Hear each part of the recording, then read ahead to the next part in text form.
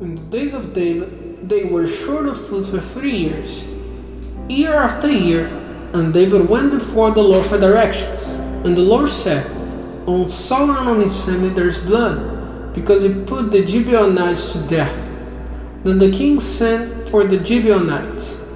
Now the Gibeonites were not of the children of Israel, but were the last of the Amorites, to whom the children of Israel had given an oath. But Saul, in his passion for the children of Israel and Judah, had made an attempt on their lives. So David said to the Gibeonites, "What may I do for you? How am I to make up to you for your wrongs, so that you may give a blessing to the heritage of the Lord?" And the Gibeonites said to him, "It is not a question of silver and gold between us and Saul or his family. It is not in our power to put to death any man in Israel." And he said, "Say then, what am I to do for you?" And they said to the king, "As for the men by whom we were waste, and who made designs against us to have us completely cut off from the land of Israel, let every man of his family be given up to us, and we will put an end to them by hanging them before the Lord in Gibeon, on the hill of the Lord." And the king said, "I'll give them." But the king did not give up Mephibosheth, the son of Saul's son Jonathan, because of the Lord's oath made between David and Jonathan, the son of Saul. But the king took Harmoni and Mephibosheth, the two sons of Saul, to whom Rizpah, the daughter of Aiah, had given birth, and the 5 sons of Saul's daughter Merab, whose father was Adriel, the son of Barzillai the Meholatite. And he gave them up to the Gibeonites, and they put them to death, hanging them on the mountain before the Lord. All 7 came to their end together in the first day of the grain cutting, at the start of the cutting of the barley. And Rizpah, the daughter of Aiah, took her cloth, placing it on the rock as a bed for herself. From the start of the grain cutting till rain came down on them from heaven. And she did not let the birds of the air come near them by day, or the beasts of the field by night.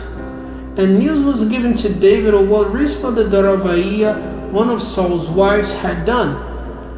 And David went and took the bones of Saul and his son Jonathan from the men of Jabesh Gilead, who had taken them away secretly from the public place of Bethshan, where the Philistines had put them, hanging up the bodies there on the day when they put Saul to death in Gilboa.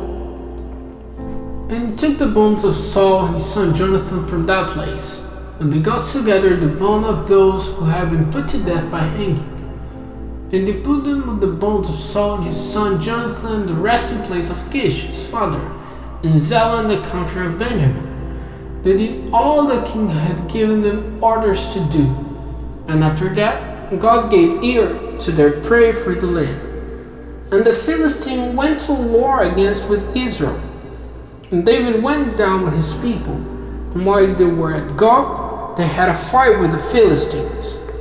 And there came against David one of the offspring of Rephaim, whose spear was 300 shekels of brass in weight, and having a new sword, he made an attempt to put David to death.